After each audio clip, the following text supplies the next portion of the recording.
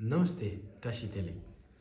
आजभन्दा धेरै वर्ष अगाडि भारत देशमा पाल्नुभएको 6 अलङ्कार र 2 उत्तम गुरुहरू आचार्य नागार्जुन, आर्यदेव, आर्य असङ्ग, आचार्य वासुबन्धु, आचार्य दिगनाग, आचार्य धर्मकृति र गुण प्रवाह र शाक्य प्रवाह गरेर यस्तो 6 अलङ्कार र 2 उत्तम गुरुहरूमध्ये यसलाई चाहिँ हामीले बोट भाषामा घेन्टुक छोग्ने भनेर भनिन्छ। उहाँहरूमध्ये आज आचार्य नागार्जुनको जीवनीमा हामी चर्चा गर्नेछौँ। नमस्ते टसितेलिक सम्पूर्णलाई। मेरो नाम मनिष तामाङ। सम्पूर्ण प्राणीहरूको हितार्थ, कल्याण अर्थ, सम्मा सम्बुद्धि ज्ञान प्राप्त गर्ने मनसायको साथमा यहाँहरू सम्पूर्णको सामुमा उपस्थित भइसकेको छु। आजको विषय चाहिँ प्रकाण्ड बौद्ध विद्वान आचार्य नागार्जुनको जीवनीमा हामी चर्चा गर्न गइरहेका छौँ।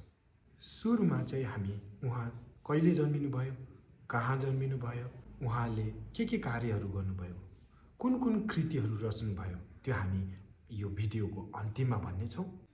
सुरुमा चाहिँ हामी एउटा आमाको दर्दनाक घटनाबाट सुरु गरौँ। एक सम्पन्न ब्राह्मण परिवारमा आचार्य नागार्जुनको जन्म भयो। उहाँ जन्मिने बित्तिकै उहाँको आमाले चाहिँ नि शकुनवेद ज्योतिषीहरूलाई चाहिँ परामर्श लिन जानुभयो। ज्योतिषीहरूले चाहिँ नि तपाईँको छोराको आयु जम्मा 7 दिन मात्र रहेको भन्नुभएको थियो। त्यसपछि उहाँको आमा र बुबालाई धेरै चिन्ता लाग्यो। जे गरेर पनि छोरालाई बचाउनु छ भनेर चाहिँ नि उहाँहरूले फेरि ज्योतिषीलाई, हे गुरुवर्ग, मेरो छोरालाई चाहे आकाश जमिन एकै गर्न किन नपरोस्, मेरो छोरालाई बचाइदिनु पर्यो, केही त उपाय होला नि भनेर यसरी माथि सोद्धाखेरि ज्योतिषीहरूले एउटा उपाय छ। यदि तपाईँहरूले सर्वसाधारण मानिसहरूलाई दान दक्षिणा दिनुहुन्छ भने तपाईँको छोराको आयु 7 हप्तासम्म बढ्नेछ र यदि बिहारमा बस्ने भिक्षुहरूलाई दान दक्षिणा दिनुभएको खण्डमा तपाईँको छोराको आयु 7 वर्षसम्म टिक्नेछ र त्योभन्दा बढी चाहिँ हामीलाई उपाय छैन भनेर यसरी ज्योतिषीहरूले यसरी सल्लाह दिनुभयो। र त्यसरी सल्लाह दिइसकेपछि अनि उहाँको आमा बुबाले चाहिँ नि साधारण मानिस लगाए अनि त्यहाँका भिक्षुहरूलाई दान दक्षिणा दिएर अनि यसरी उहाँको आयु चाहिँ नि 7 वर्षसम्म लम्ब्याइन्छ। यस्तो गर्दै दिन बित्दै जान्छ। आमाको मन त हो, आफ्नो छोरा हो होइन, आफ्नो छोरा चाहिँ नि आफ्नो आँखा अगाडि यसरी देहान्त भएको कसको आमाले देख्न सक्छ, कसको आमाले सहन सक्छ होइन।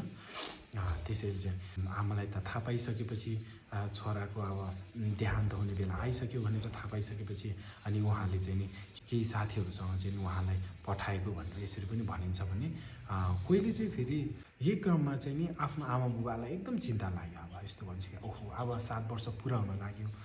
त्यसपछि उहाँहरूले खोज्दै जाँदा केही त उपाय होला नि भनेर खोज्दै जाँदा अनि उहाँहरूले एउटा एकदमै प्रकाण्ड बौद्ध विद्वान नालन्दा विश्वविद्यालयमा महासिद्ध साराहपा भनेर चाहिँ यस्तो गुरु हुनुहुन्छ।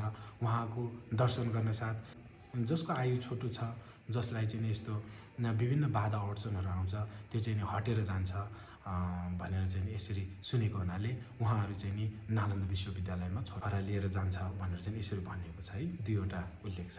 कोहीले चाहिँ आफ्नो सेवकहरूसँग पठाएको भनिन्छ भने कोहीले चाहिँ यसरी आमा बुबाले नै यसरी नालन्दा विश्वविद्यालयमा लगेर अनि डुचिन साराहपा गुरुसँग चाहिँ यसरी सुम्पिदिएको हो भनेर चाहिँ यसरी भनिन्छ। र यसरी छोरा लिएर जाने क्रममा उहाँहरू नालन्दा विश्वविद्यालयको ढोकाभित्र छिर्ने बित्तिकै महासिद्ध साराहपा गुरुले चाहिँ नि थाहा पाउनु भइसक्यो यो बालक चाहिँ नि तथागत भगवान शाक्यमुनि बुद्धले वाणी गरेर जन्मिएको बालक हो भनेर। अनि यस्तो उहाँले थाहा पाउनु भइसकेपछि पनि अझै उहाँको आमा बुबाले चाहिँ नि थप जानकारीहरू दिनुभयो, यस्तो यस्तो भयो भनेर। अनि त्यसपछि यसरी भेट गरिसकेपछि चाहिँ गुरुलाई सम्पूर्ण कुराहरू जानकारीहरू दिइसकेपछि अनि गुरुले हुन्छ तपाईँको छोराको आयु वृद्धि हुन्छ तर चाहिँ नि गृह त्याग गरेर छोरा भिक्षु बन्नुपर्छ भनेर चाहिँ यसरी भनिसकेपछि उहाँहरूले अनि छोरालाई चाहिँ नि गुरु सुम्पिदिनुहुन्छ। र उहाँ चाहिँ नि नालन्दामा बस्दै गर्दाखेरि आफ्नो गुरुले चाहिँ नि आयु अपरिमिता बुद्धको चाहिँ नि अभिषेक दिनुहुन्छ। संसारको वस्तुप्रति वैराग्यको भावना जगाउँदै उहाँले चाहिँ आयु अपरिमिताको अभ्यास गर्नुपर्छ भनेर चाहिँ मन्त्र जपहरू गर्नुपर्छ, धेरै साधना गर्नुपर्छ भनेर चाहिँ यसरी भनिसकेपछि उहाँले भनेअनुसार, गुरुले भनेको अनुसार, गुरुको उपदेश अनुसार चाहिँ उहाँले गर्नुहुन्छ। गुरुले भनेअनुसार गरेपछि उहाँको आयु वृद्धि हुन्छ। र यसरी नालन्दामा धेरै ज्ञानहरू हासिल गर्नुहुन्छ। ज्योतिष शास्त्रहरू, त्यसै गरिकन आयुर्वेद वैद्य भनिन्छ नि हाम्रो सबै आयुर्वेदको ज्ञाता, आयुर्वेदको शास्त्रहरू पनि यसरी पढ्दै हरेक कुराको ज्ञानहरू हासिल गर्दै गएपछि त्यसपछि नालन्दा विश्वविद्यालयमै उहाँले शिक्षा हासिल गर्दै जानुभयो विभिन्न गुरुहरूबाट। अनि त्यसपछि उहाँ धेरै ठुलो अनि उहाँ एकदम ज्ञानी व्यक्ति बन्नुभयो। त्यही क्रममा अनि उहाँलाई खेम्बु ढाचिन्जिनसाङ अर्थात् राहुल श्रीभद्र गुरुले चाहिँ नि उहाँलाई भिक्षु ब्रह्मचार्यको शील दीक्षा दिनुभयो। अनि त्यसपछि उहाँलाई घेलोङ पाल्देन अर्थात् भिक्षु श्रीमान गरेर यसरी उपनाम दिनुभयो। र यसरी शिक्षाहरू धेरै हासिल गर्नुभयो। जस्तै बुद्धको सूत्र तन्त्र शास्त्रहरू लगायत ज्योतिष शास्त्र अनि आयुर्वेदको वैद्य पनि हुनुहुन्थ्यो उहाँ। हो यसरी चाहिँ नि यस्तो भएर चाहिँ एकदमै विद्वान बन्नुभयो। र उहाँ चाहिँ सूत्र र तन्त्रको जुन कुनाबाट पनि एकदमै सक्ने, एकदमै राम्रो व्याख्या गर्न सक्ने, विश्लेषण गर्न सक्ने, अर्कशास्त्र ज्योतिष शास्त्रदेखि लिएर चाहिँ आयुर्वेदहरू चाहिँ सबै पढेर चाहिँ एकदम प्रख्यात हुनुभएर एकदमै ठुलो विद्वान हुनुभयो उहाँ चाहिँ। नालन्दा विश्वविद्यालयमा नै विद्वान भित्रको पनि विद्वान भनेर चाहिँ उहाँ यसरी निस्किनु भयो। यसरी निस्किसकेपछि उहाँलाई आफ्नै राहुल श्रीभद्र गुरु अघिकै खेम्बु ढाचिन्जिनसाङ भन्ने उहाँले चाहिँ नि यसरी अब चाहिँ तिमीले स्याल्तपा अर्थात् प्रबन्धक भन्नाले चाहिँ नि हाम्रो गुम्बा मठ मन्दिरहरूमा चाहिँ भिक्षुहरूलाई चाहिने वस्तुको चाँजो मिलाउनेदेखि लिएर भोजन सम्बन्धी सबै भोजन व्यवस्थापन गर्नेलाई चाहिँ स्याल्तपा प्रबन्धक भनिन्छ। गुरुको आज्ञा अनुसार उहाँ चाहिँ प्रबन्धकको जिम्मेवार अनि स्वीकार्नुहुन्छ। जब यसरी उहाँले जिम्मेवार निभाउँदै जानुहुँदाखेरि नालन्दा विश्वविद्यालयको छेउमा चाहिँ वरिपरि चाहिँ एकदम अनिकाल लाग्न थाल्छ। खाना लाउन गाह्रो, जस्तै हाम्रो अस्ति नै कोभिड-19मा कस्तो भयो थियो, हामीलाई खाना लाउन गाह्रो होइन, हरेक मान्छेलाई काम पाउन गाह्रो, त्यसरी चाहिँ एकअर्कामा भेट्न गाह्रो हो। त्यस्तै त्योभन्दा नि एकदमै डेन्जर है। त्यस्तो चाहिँ नि अनिकाल लाग्यो। अनिकाल लागेपछि चाहिँ नि उहाँ त फेरि विद्वान हो होइन। अनि त्यसरी चाहिँ उहाँले एउटा ब्राह्मण गुरुसँग गएर चाहिँ सेर्गिर्ची अर्थात् एक प्रकारको रासायनिक पदार्थ, यो चाहिँ नि रासायनिक विधि हो। यसले चाहिँ नि फलमलाई चाहिँ नि सुनमा परिवर्तन गर्न सक्छ हो। यस्तो विधिहरू सिकेर चाहिँ नि उहाँले सस्तोमा फलम किनेर ल्याउने र त्यसलाई चाहिँ रसायनको माध्यमबाट सुन बनाएर यसरी किनबेच गरेर चाहिँ नि यसरी 12 वर्षसम्म चाहिँ नालन्दा विश्वविद्यालयमा अध्ययनरत विद्यार्थीहरूको लागि उहाँले खानपानको व्यवस्था गर्न चाँजो यसरी मिलाउनु भएको थियो। र यसरी रसायन पदार्थको विधिबाट चाहिँ फलामलाई पनि सुनमा बदलेर र बाहिरको मानिसहरूलाई किनबेच गरेको नालन्दा विश्वविद्यालयमा चाहिँ नि घाँस बाँस कपासको चाँजो मिलाएको भनेर चाहिँ नि यसरी त्यहाँ नालन्दा विश्वविद्यालयमा अध्ययनरत सबै विद्यार्थीहरूलाई अनि थाहा भयो। त्यसपछि फेरि प्रश्न उठ्न थाल्यो, एउटा भिक्षु भएको नाताले यसरी व्यापार व्यवसाय गर्नु त्रिपिटक मध्ये विनय पिटकको नियममा चाहिँ विनय पिटकमा चाहिँ नि भगवान शाक्यमुनि बुद्धले वञ्चित गरिएको छ, त्यो नियमको उल्लङ्घन हुन जान्छ भनेर चाहिँ नि यस्तो धेरै ठुला प्रश्नहरू उठ्न थालिसकेपछि भिक्षु श्रीमानलाई चाहिँ नालन्दा विश्वविद्यालयबाट निष्कासित गरियो, निकालियो। त्यसपछि आचार्य नागार्जुन चाहिँ विभिन्न ठाउँहरूमा गएर गुम्बा मठ मन्दिरहरू बनाउँदै, चैत्य बनाउँदै, ठाउँमा धर्म प्रसार गर्दै यसरी हिँड्दै गर्दाखेरि एक दिन चाहिँ एक ठाउँमा उहाँले धर्म प्रसार गर्दाखेरि तक्षक नाम गरेको नाग राजाको 2वटा छोराहरू चाहिँ नि यसरी मनुष्यको रूप धारणा गरेर यसरी उहाँले धर्म प्रसार गर्ने ठाउँमा आउनुभयो। र उहाँ धर्म प्रसार गर्दै जाँदाखेरि जब त्यो तक्षक नाम गरेको नाग राजाको त्यो 2वटा छोराहरूको छेउमा पुग्दाखेरि चाहिँ एकदमै नेचुरल बासना, एकदमै प्राकृतिक बासना, हाम्रो त्यो हामीले सेन छरे जस्तो होइन, नागहरूको चाहिँ एकदम प्राकृतिक बासना एउटा हुन्छ, जस्तै चन्दन लेपनको बासना हुन्छ नि त हाम्रो, हो त्यस्तै बासना चाहिँ आउन थाल्यो। अनि वरिपरिका सबै मानिसलाई पनि खैला बैला एकान्त दुईकान्त मैदान हुँदै अनि सबैलाई थाहा भयो ओहो यो बासना त यो दुईजना मानिसकोबाट आएछ भनेर। अनि भनिसकेपछि आचार्य नागार्जुनले चाहिँ यसरी सोध्नुभयो, तपाईँहरू को हो र कहाँबाट आउनुभएको हो? तपाईँहरूबाट यस्तो सुगन्धित बासना, एकदम मगमग बसाउने बासना कसरी आयो? यो बासना चाहिँ मलाई चाहिएको छ, किनभने मैले चाहिँ यो बासना आर्य ताराको मूर्ति बनाउँदा र विभिन्न चैत्यहरू बनाउँदा मलाई एकदम चाहिएको छ भनेर यसरी सोद्धाखेरि उहाँहरूले चाहिँ हामी तक्षक नाम गरेको नागराजको छोराहरू हौँ, यो बासना चाहिँ हाम्रो नागलोकमा पाइन्छ भनेर भन्दाखेरि चाहिँ नि त्यसो भने मलाई पनि यो बासना चाहिएको छ, यो कुरा चाहिँ हामी पिताश्री नागराजलाई भन्नेछौँ भनेर चाहिँ यसरी भनिसकेपछि नागराजको छोरा दुईजना चाहिँ नागलोकमा जान्छ। यसरी नागराजका छोराहरू नागलोकमा गएर चाहिँ आफ्नो पितालाई बिचु श्रीमानको सबै कुरा बताइसकेपछि उहाँको पिताले चाहिँ हुन्छ ठिक छ, बिचु श्रीमानले भनेको कुरा सबै पाइन्छ, तर यसको सट्टामा चाहिँ हामीलाई बुद्धको वचन, एउटा बुद्धको उपदेश अनि बुद्ध धर्म प्रवचन गर्नुपर्छ भनिसकेपछि फेरि छोराहरू गएर चाहिँ बिचु श्रीमान कहाँ गएर फेरि यो कुरा राख्दाखेरि यसरी चाहिँ उहाँ अहिले पनि यो स्वयम्भूको टुप्पामा चाहिँ एउटा द्वार छ भन्छ, त्यो द्वारको नाम चाहिँ शान्तिपुर द्वार हो। त्यो द्वारबाट चाहिँ नि उहाँ नागलोकमा गएको हो भनेर चाहिँ नि यसरी उल्लेख गरिएको छ हाम्रो स्वयम्भू पुराणमा चाहिँ। त्यसपछि छोराहरूसँगै बिचु श्रीमान नागलोकमा पुगिसकेपछि तक्षक नागराज लगायत नाग नागिनहरू सम्पूर्णले, नाग नागिनहरू सबै त्यहाँका बासिन्दाहरूले चाहिँ नि उहाँलाई भव्य रूपमा स्वागत गर्छ अनि त्यसपछि ठुलो गद्दीमा राखेर चाहिँ नि अनि उहाँबाट प्रवचन दिन्छ। यसरी बुद्धको उपदेशहरू दिइसकेपछि नागलोकका बासिन्दाहरू चाहिँ नि एकदमै मन्त्रमुग्ध हुन्छ, एकदम खुसी हुन्छ, ओहो बुद्धको दर्शन, बुद्धको ज्ञान, बुद्धको धर्म त यस्तो पो रहेछ, यतिको महत्त्वपूर्ण रहेछ भनेर एकदम मन्त्रमुग्ध भइसकेपछि हे गुरुवर तपाईँ अब नागलोकमै बस्नुहोस् र हामीलाई यसरी नै मार्गदर्शन देखाउँदै जानुहोस्, बुद्धको शिक्षा दीक्षा दिँदै जानुहोस् भनेर चाहिँ यसरी हात जोडिसकेपछि श्रीमान गुरुले चाहिँ होइन, मेरो मनुष्य लोकमा अझै धार्मिक कामहरू अधुरो नै छ, मैले धेरै चैत्यहरू बनाउनु पर्ने छ भनेर यसरी भनिसकेपछि चाहिँ नि नागराजा लगायत सम्पूर्ण बासिन्दाहरूले जो आज्ञा गुरु भनेर चाहिँ यसरी चाहिँ उहाँलाई एउटा प्रेमको चिनो, टोकन अफ लभ चाहिँ नि 7वटा फना भएको 7वटा टाउको नाग चाहिँ यसरी उपहारमा दिन्छ र उहाँहरूले तपाईँ जुन ठाउँमा गए पनि यो 7वटा नागले चाहिँ नि रक्षा गर्छ है भनेर चाहिँ यसरी भनेर उहाँलाई उपहार दिएको भनेर यसरी उल्लेख गरेको छ। त्यही भएर अहिले पनि हामीले नागार्जुनको श्रीमान भिक्षु श्रीमानको चाहिँ नि हरेक थाङ्कामा पेन्टिङहरूमा चाहिँ हामीले यसरी 7वटा फना भएको नाग चाहिँ यसरी पछाडि यसरी आएको चाहिँ हामीले यसरी देख्न सक्छौँ।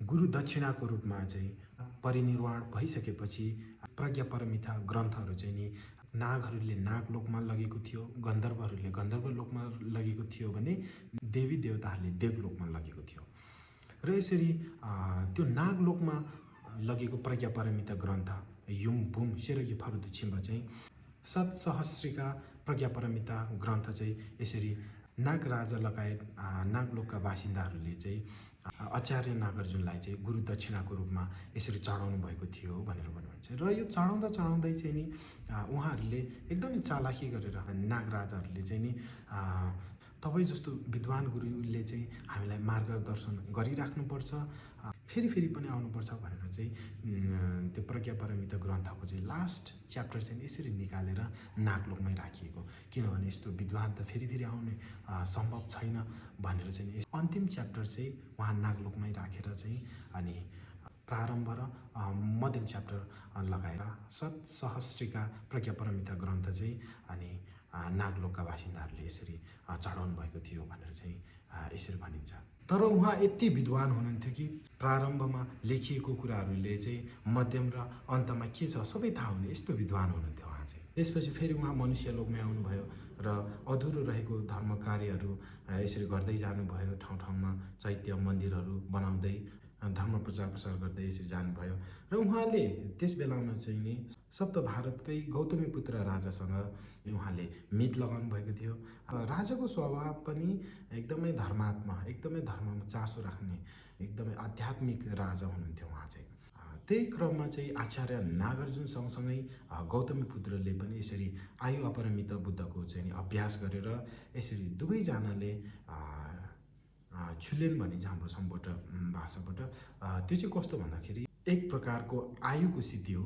यो चाहिँ नि दुवैजना व्यक्तिले एउटै आयु सिद्ध गर्न सकिने एक प्रकारको सिद्धि हो।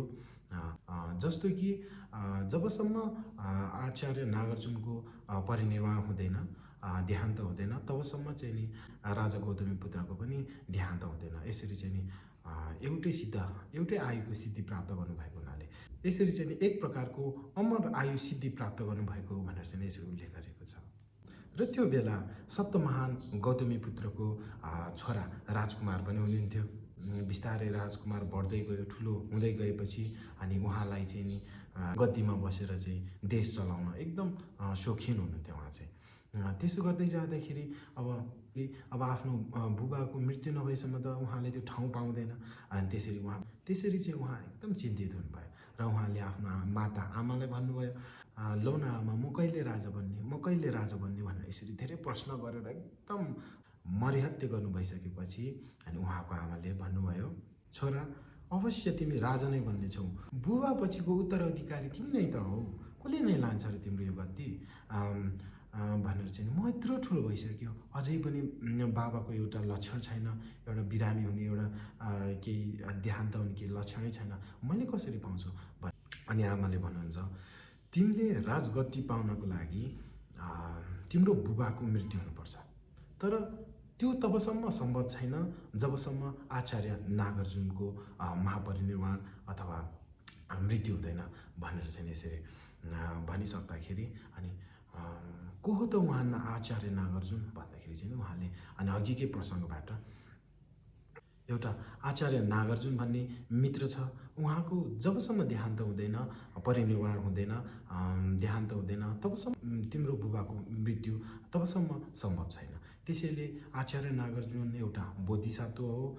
यसरी चाहिँ उहाँको मृत्यु भयो भने, महापरिनिर्वाण भयो भने तिम्रो बाबाको पनि मृत्यु हुन्छ, देहान्त हुन्छ। त्यसरी चाहिँ तिमीले राजगद्दी पाउन सक्छ, अरू कुनै विकल्प छैन भनेर भनिसकेपछि त्यतिखेर आचार्य नागार्जुन चाहिँ लोछोकपालगिरी नागार्जुन सागर भन्ने ठाउँमा चाहिँ यसरी बस्नु हुँदाखेरि चाहिँ नि उहाँको मितको छोरा जुन चाहिँ राजकुमार थियो उहाँ चाहिँ नि अनि यसरी आचार्य नागार्जुनको ठाउँमा आउँदै गरेको आचार्य नागार्जुनले देख्छ र उहाँले भन्नुहुन्छ, ओहो, मेरो मितको छोरा यसरी आउनुको कारण के होला? जरुर कुनै विशेष कामले नै गर्दा आएको हुनुपर्छ भनिसकेपछि राजकुमार चाहिँ यसरी आचार्य नागार्जुनको छेउमा जान्छ र यसरी, लौ न गुरुवर, मेरो एउटै इच्छा छ, त्यो राजा बन्ने। म यति ठुलो हुँदासम्म पनि मैले राजगद्दी पाएको छैन। यदि तपाईँले आफ्नो शिर दिएको खण्डमा मेरो इच्छा चाहना चाहिँ सम्पूर्ण पुरा भएर जानेछ भनेर चाहिँ यसरी हात जोड्दाखेरि उहाँ त बोधिसत्व हुनुहुन्थ्यो। यसरी मितको छोराले भनिसकेपछि चाहिँ अनि ल हुन्छ, तिमीले यदि मेरो शिर लगेर तिम्रो इच्छा चाहना पुरा हुन्छ भने तिमीले मेरो शिर काटेर लैजान सक्छौ भनेर चाहिँ यसरी भनिसकेपछि अनि त्यसपछि राजकुमारले आफ्नो तरबार निकालेर चाहिँ यसरी जति काट्न खोज्दा पनि काट्नै नसक्ने त्यस्तो, जसरी चाहिँ हामीले एउटा फलामले चाहिँ फलामलाई हाने जस्तो अझै ठङ ठङ कराउने, यसरी आफू पसिनै पसिना भएर स्यास्या र फ्याफ्या हुनेसम्म चाहिँ नि उहाँले यसरी काट्न खोज्दा पनि नसकेपछि फेरि राजकुमारले, लौ न गुरुवर, जे गर्दा पनि तपाईँको शिर चाहिँ मैले छेदन गर्न सकिनँ, मैले काट्न सकेन भनेर यसरी भनिसकेपछि अमृतसरको सानो कुचो लिएर आउनु र त्यो मेरो घाँटीमा राख्दा मेरो टाउको र शरीर चाहिँ यसरी फरक भएर जानेछ भनिसकेपछि त्यस्तो भनिसकेपछि एकदम अचम्म मान्नुभयो कि राजकुमार चाहिँ, यस्तोसम्म पनि हुँदो रहेछ बोधिसत्वको शक्ति चाहिँ भनेर चाहिँ एकदम अचम्म मानिसकेपछि यत्रो धारिलो तरवारले यसरी काट्न खोज्दा त काटेको छैन भने यो अमृतसरको कुचोले काट्न सक्ला त भनेर यसरी उहाँले प्रश्न गर्नुहुँदाखेरि अनि आचार्य नागार्जुनले चाहिँ, मानिस भइसकेपछि सबैले आफ्नो कर्मको फल भोग्नु पर्दो रहेछ र मेरो र अमृतसर कुचोको बिचमा चाहिँ नि एउटा मैले एकचोटि नालन्दा विश्वविद्यालयमा चाहिँ नि भिक्षुहरूको लागि अमृतसरको कुचो जब उहाँहरूलाई सिल थाप्नुपर्छ, त्यसरी पूजाआजाहरूमा चाहिँ नि यसरी अमृतसरको कुचो चाहेको हुँदा चाहिँ मैले यसरी टिपेर अनि अमृतसरको कुचोलाई 20 भागबाट काट्दाखेरि एउटा किरा पनि अन्जानमा मैले एउटा किरा पनि काटेको थियो र त्यो पाप अझै मलाई कटित भएको छैन। त्यसैले चाहिँ मलाई त्यो पापको कारण चाहिँ आज अमृतसर कुचोले नै कटित गर्न सक्छ। त्यसैले चाहिँ नि भनिसकेपछि यसरी उहाँ राजकुमार चाहिँ बाहिर गएर अमृतसरको कुचो लिएर आएर यसरी चाहिँ उहाँको घाँटीमा यसरी राख्न साथ उहाँको शिर र शरीर चाहिँ नि यसरी छेदन भएर अनि यसरी छुट्टिएर फरक भएर गएको भनेर उल्लेख गरिएको छ। त्यसपछि उहाँको शिर र शरीर चाहिँ यसरी फरक छुट्टिएर गइसकेपछि पनि अझै पनि नागार्जुनको शिरबाट चाहिँ नि यसरी प्राकृतिक ध्वनि गुन्जिन्छ। यसरी उहाँले प्रार्थना गर्नुहुन्छ कि अब चाहिँ म सुखवती भवनमा जानेछु र फेरि पनि मैले मनुष्य लोकमा चाहिँ शिर र शरीर चाहिँ नि एकै भएर चाहिँ फेरि मैले प्रज्ञापरमिता जस्तो ठुला ग्रन्थहरू र बौद्ध दर्शनलाई प्रचार प्रसार गर्न पाऊँ भनेर चाहिँ यसरी प्राकृतिक ध्वनि गुन्जिन्छ। यसरी प्रार्थना गरेर चाहिँ नि उहाँ चाहिँ यसरी महापरिनिर्वाण हुनुभएको हो भनेर चाहिँ यसरी उल्लेख गरेको छ। राजकुमारले चाहिँ यसरी सुनिसकेपछि उहाँ चाहिँ एकदमै डरले चाहिँ उहाँले 7 समुद्र पारी लगेर चाहिँ यसरी उहाँको शिरलाई फालिदिएको भनेर यसरी पनि भनिन्छ। र पछि त्यो चाहिँ गएर ढुङ्गामा परिणत भइसकेपछि चाहिँ अहिले चाहिँ त्यो अहिले भारतको चाहिँ नि नागार्जुन कोण्डामा छ र अहिले त्यो पहाडहरू पनि अहिले छेउछेउ हुँदै आएको छ भनेर चाहिँ यसरी पनि भनिन्छ। हेर्नुहोस् दर्शकवृन्दहरू, यस्तो छ बोधिसत्वहरूको एकदमै हामीले कल्पनै गर्न नसकिने, अकल्पनीय, हामीले सोच्नै नसकिने यस्तो कार्यहरू रचना भएको छ। उहाँहरूले यस्तो घटनाहरू भएको छ। र यसमै अर्को प्रसङ्ग पनि जोड्छ। उहाँ चाहिँ जब नागलोकमा जानुहुन्छ तब चाहिँ नागलोकमा जानुको कारण चाहिँ नागलोकमा चाहिँ नि त्यो बेला एकदम महामारी फैलिएको थियो। महामारी फैलिसकेपछि एकदमै पीडित हुनुभएको थियो उहाँहरू। नागलोकका नागिनहरू चाहिँ यसरी बिरामी भएर एकदमै पीडित हुँदाखेरि चाहिँ नि यसरी आचार्य नागार्जुन चाहिँ उहाँ नागलोकमा गएको र नागलोकमा गएर चाहिँ सबैको उपचार गरेको। किन भन्दाखेरि उहाँ त वैद्य पनि हुनुहुन्थ्यो, एकदमै आयुर्वेदमा पनि एकदम विद्वान हुनुहुन्थ्यो, आयुर्वेदको शास्त्रहरूमा उहाँ एकदमै विद्वान हुनुहुन्थ्यो। यसरी चाहिँ नि उहाँ चाहिँ नागलोकमा पनि यसरी उपचार औषधिमूलक गर्न चाहिँ यसरी जानुभएको थियो भनेर पनि भनिन्छ। र यसरी जानु भइसकेपछि अनि उहाँलाई एउटा टोकन अफ लभ होइन, प्रेमको चिनो मायाको चिनोमा यसरी 7वटा फना भएको चाहिँ नि नागेश्वरी दिएको हो भनेर पनि यसरी जोडिन्छ भनिन्छ। अनि त्यसपछि त्यो भनिसकेपछि अनि फर्किन लाग्दाखेरि चाहिँ नि नागलोकमा चाहिँ नि जब भगवान बुद्ध परिनिर्वाण हुनुभयो त्यसपछि चाहिँ नि 300 वर्ष पुग नपुग र 400 वर्षको अगाडिसम्म चाहिँ नि उहाँहरूले यसरी प्रज्ञापरमिता ग्रन्थलाई चाहिँ नि संरक्षण गरेर राखिएको थियो भनेर भनिन्छ। अनि त्यो चाहिँ नि हाम्रो आचार्य नागार्जुनले देखिसकेपछि ओहो यो मैले मनुष्य लोकमा लान सकेको भए त्यहाँ चाहिँ नि धेरै प्राणीहरूको हित हुन्थ्यो भनेर चाहिँ यसरी सम्झिँदै अनि नागराजाले हजुरलाई चाहिँ नि हामीबाट अझै के चाहिन्छ भनेर चाहिँ नि यसरी भनिसकेपछि उहाँले चाहिँ नि मलाई चाहिँ नि यो प्रज्ञापरमिता ग्रन्थ चाहिन्छ भनेर चाहिँ यसरी भनिसकेपछि नागराजा चाहिँ एकछिन अकमकिनु भयो। अनि त्यसपछि हुन्छ मैले वचन हार्न सकिनँ, तपाईँले हामीलाई यस्तो मार्गदर्शन गर्नुभयो भनेर चाहिँ यसरी 12वटा ठेली 13वटा ठेलीमध्ये 12वटा ठेली चाहिँ नि दक्षिणाको रूपमा यसरी चढाइसकेपछि अन्तिम च्याप्टर चाहिँ नि यसरी फेरि नागार्जुनलाई त्यहाँ बोलाउनको लागि चाहिँ यसरी अन्तिम च्याप्टर चाहिँ निकालेर त्यहाँ राखिएको यसरी उल्लेख गरिएको छ।